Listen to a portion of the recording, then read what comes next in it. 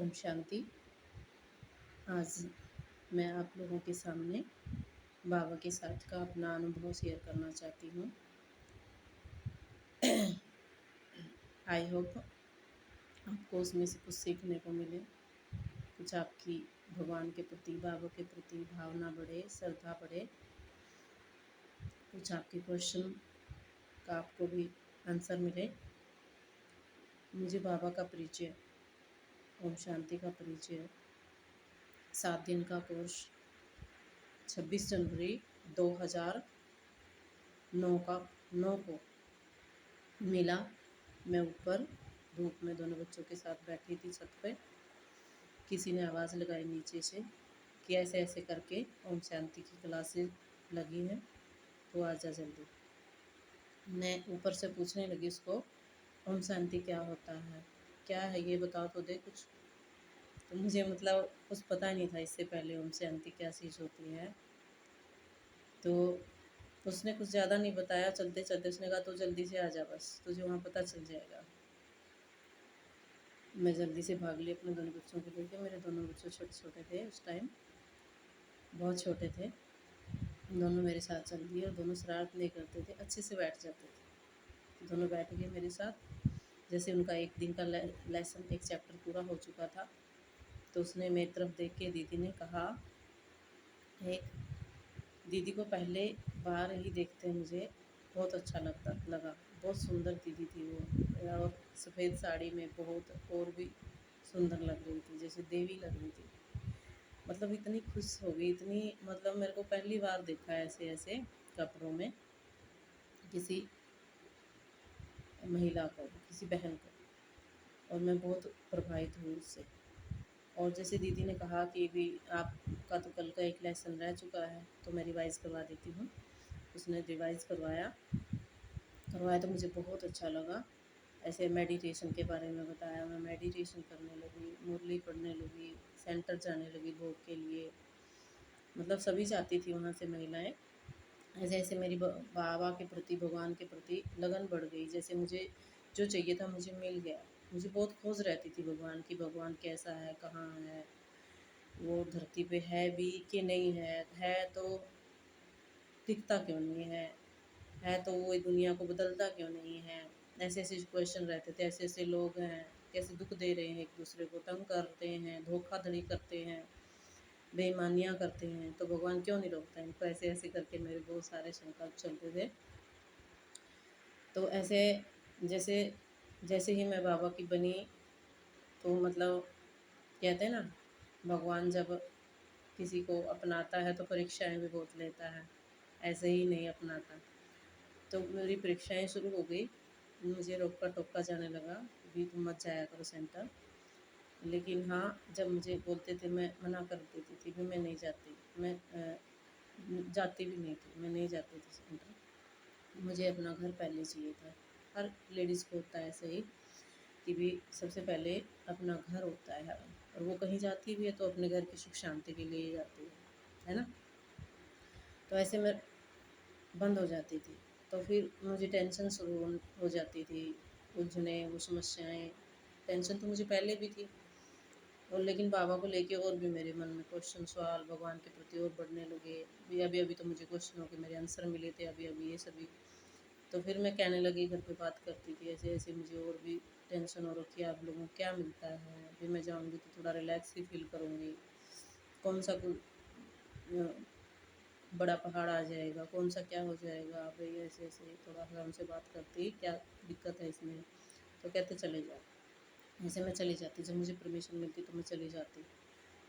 ऐसे ऐसे चल रहा था, कभी चले गए कभी ना चले गए। तो सेंटर पे जाती थी, दीदियाँ कहती देखो कितने कितने दिन में दर्शन होते हैं आपके। तो ऐसे ऐसे करके भाई मुझे ऐसा नहीं था भाई मुझे किसी की भी बात माननी है। मुझे बस सिर्फ मेरे घर के हिसाब से चलना है, मुझे अपना घर चलाना है, घर देखना है। तो ऐसे ऐसे छोटी छोटी परेशानियाँ तो चल ही रही थी लाइफ में। लेकिन एक दिन बहुत बड़ा हादसा, घटना, कुछ भी कह लो, जैसे लास्ट ही कह लो, बहुत बड़ा मेरी लाइफ में हुआ। शायद बाबा ने अपना अनुभव कराना था, मुझे अपना साक्षात्कार कराना था, मुझे अपना बनाना था। बहुत बड़ा बदलाव मेरी ज़िंदगी में होना था उस दिन। बहुत बड़ी समस्या, पूरी फैमिली एक तरफ खड़ी है। बहुत बहुत झूठे षड्यंत्र बना के, झूठी कहानियाँ बना के, अपने लालच के वश ऐसे घड़ रहे थे, ऐसे बोल रहे थे, ऐसा चारों तरफ से खड़े हो गए। तो मुझे कुछ रास्ता दिखाई नहीं दे रहा था। तो मैं जैसे जैसे दीदियाँ बताती थी कि बाबा को बुलाओ ना प्यार से, तो बाबा झट से चला आता है मदद करने के लिए। तो मैं ऐसे मन ही मन बाबा से बातें करने लगी। बाबा, मैं रोने लगी।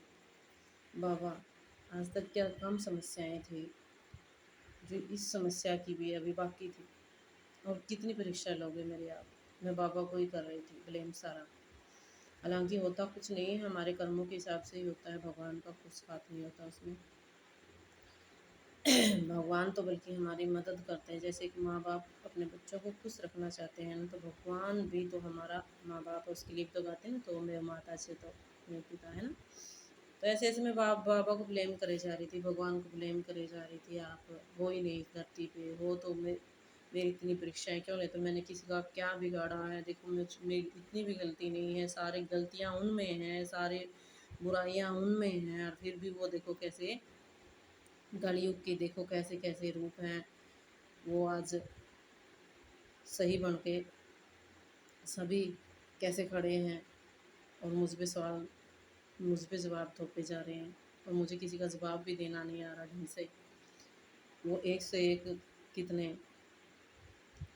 माहिर बोलने में, माइंड में, हर चीज़ में माहिर, एक एक शख्स माहिर, और मैं एक का भी मुकाबला नहीं कर सकती थी। कि मैंने मन ही मन, मुझे मतलब ऐसा उस टाइम तो मुझे हंसी नहीं आ रही थी कि बाबा बाबा बाबा कहते हैं मुरलियों में कि तुम बहादुर हो, मास्टर सर्वशक्तिमान हो, शक्तिशाली हो, तुम कमज़ोर नहीं हो।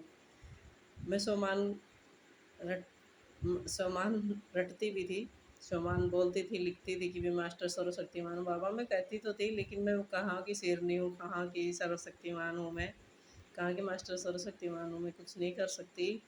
आपको मेरी मदद करनी है तो करो, वरना मुझे उठा लो बस। मेरे पास कुछ ऑप्शन नहीं है, और कुछ मेरे पास कुछ और आपको कहने के लिए कुछ नहीं है। तो ऐसे ऐसे करके मैं बाबा रोने लगी, चिल्लाने लगी, क्योंकि मेरे पास कोई ऑप्शन नहीं था, मैं कुछ कर नहीं सकती थी।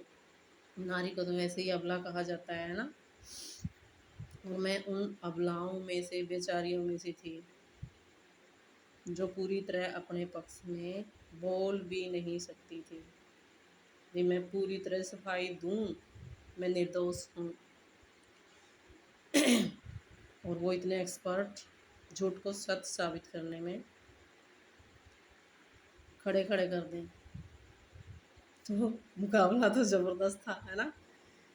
तो मुझे वो कहावत याद आती है सिखों की, चिड़िया के संग बाज कुहाऊं, सॉरी, चिड़िया के संग बाज लड़ाऊं, ता गुरु गोविंद कहलाऊं।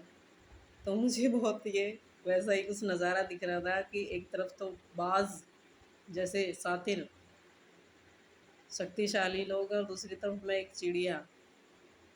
कोई मुकाबला तो नहीं है, लेकिन जिसका ऊपर वाला मददगार है, जिसका साथी है, जिसके पीछे बैकबोन बन के खड़ा है। लेकिन मुझे उस टाइम नहीं पता था बाबा मेरी बैकबोन है। तो ऐसे ऐसे मैं रो रही थी, चिल्ला रही थी, सारा मामला उलझता जा रहा था, उलझता जा रहा था। सभी मुझ पे हैवी होते जा रहे थे। हों भी क्यों नहीं, जब मुझे आगे से कुछ कहना ही ना आए, किसी को हैंडल ही करना ना आए, तो सीधी सी बात है ना, वो तो अपने तरीके से लेंगे। ब्लेम पे ब्लेम, बात पे बात, झूठ पे झूठ, साजिशों पे साजिश। तो मैं रोती रही, बिलखती रही बाबा को, बार बार पुकारती रही। अगर मुझ में थोड़ी सी भी सच्चाई है, अगर आप सच में हो दुनिया पे कहीं भी हो, और सच में भी आप भक्तों की रक्षा करते हैं, तो मेरी रक्षा करके दिखाओ। मैंने भगवान को आजमाना शुरू कर दिया। तो मैंने कहा सच में मुझे मेरी मदद करके दिखाओ या फिर मुझे उठा लो। तो अगर आप ये नहीं करोगे तो मैं खुद करूँगी ऐसे। मैं अपने आप को मार दूँगी और उसका ब्लेम आपको जाएगा। मैंने भगवान को चेतावनी दी सीधे-सीधे। तो इसका ब्लेम सारा आपको जाएगा, क्योंकि मैंने सुना है कि भगवान धरती पर आ चुके हैं। दीदियाँ बड़े सीना ठोक-ठोक के कहते हैं भगवान धरती पे आया हुआ है और ये सच्चाई है, झूठ नहीं कहते हम। तो मैंने भगवान को ऐसे-ऐसे बातें करना शुरू कर दिया, मतलब उसे मजबूर कर दिया मैंने कि ना कि भई है, भगवान को भी झुकना पड़ जाता है। इतना प्यार करो, इतना उससे साफ सच्चा रहो कि भगवान भी आपकी बात मानने पर मजबूर हो जाए। वो वही हुआ मेरे साथ। तो जैसे परम धाम से मुझे ऐसे एहसास हुआ, परम धाम से कोई ज्योति, लाइट आ रही है। कैसे एहसास हुआ, मुझे दिखी नहीं वो लाइट। से दिल में ऐसे हुआ जैसे ये होता है ना, कोई बड़ा मंत्री या प्रधानमंत्री आपके पक्ष में आने के लिए रेडी हो रहा है और उसकी सूचना आपको मिल गई है। मुझे ऐसा एहसास हुआ वो ऑलमाइटी गवर्नमेंट, वो सर्वशक्तिमान, वो तीनों लोगों का मालिक मेरे लिए आ रहा था नीचे। इतनी खुशी हो रही थी मैं बयान नहीं कर सकती। और आते ही जो उसने काम शुरू किया, एक एक की बोलती बंद। उनकी बात उन्हीं पे है भी पड़ने लगी और मैं देखती गई। मुझे आज वो बाबा के महावाक्य याद आते हैं, तू सिर्फ मुझे याद कर, बाकी काम मैं तेरे मैं खुद करूँगी। तू बस शुभ भावना शुभ कामना रख सबके लिए, तुझे तेरी फिक्र करने की ज़रूरत नहीं है। उसने आके सारे काम करना शुरू कर दिया मेरा, और सब कुछ संभाल लिया, सब कुछ नॉर्मल कर दिया, पहले के जैसे कर दिया। और मुझे ऐसे एहसास हुआ कि ऐसे हाथ फैला के बाबा ऐसे कह रहा हो, तू चल, तू चल, तुझे कोई रोकने वाला नहीं मिलेगा, तुझे कोई टोकने वाला नहीं मिलेगा। तू दिल खोल के जी, तू बेखौफ होके चल, तेरे साथ मैं खड़ा हूँ। तो सोचिए कितना सुंदर एहसास होगा, कितना खूबसूरत पल हो गया। मुझे आज भी याद आते हैं।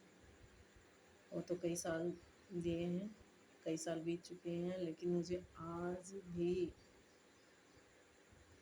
ऐसे याद करके इतना खुशी मिलती है। और उस दिन के बाद चाहे मेरी कैसे भी बाबा परीक्षा ले ले, लेकिन मैं आपका हाथ और साथ नहीं छोड़ूंगी और ना ही मुझसे छुटवाना बाबा।